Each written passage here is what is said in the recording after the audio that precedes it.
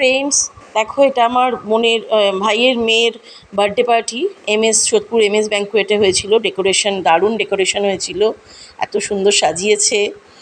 কিন্তু সেদিন এত গরম ছিল, আর এটা ব্যাঙ্কুয়েটের বাইরের লনটার মধ্যে পুরোটাকে ডেকোরেশন করেছে।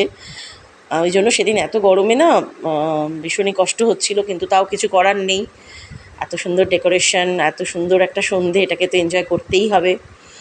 আর এখানেই এত মানে সব কিছু এখানেই কাউন্টার বানিয়েছে। দেখো সামনেই মকটেল কাউন্টার, আর কত ভিড় মকটেল কাউন্টারে, কারণ গরমের দিন সবাই একটু কোল্ড ড্রিঙ্কস খাওয়ার জন্য ব্যস্ত। আর এখানে লাইভ অর্কেস্ট্রার গান হচ্ছিল, সেটাকেও এনজয় করছিলাম মকটেল খেতে খেতে।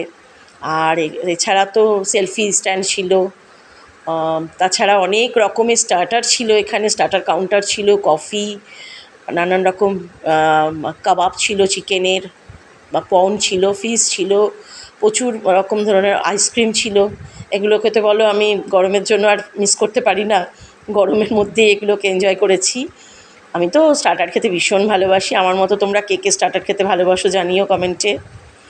প্রচুর আইসক্রিমও ছিল অনেক ধরনের, সেটাও খুব এনজয় করেছি আইসক্রিমগুলোকে।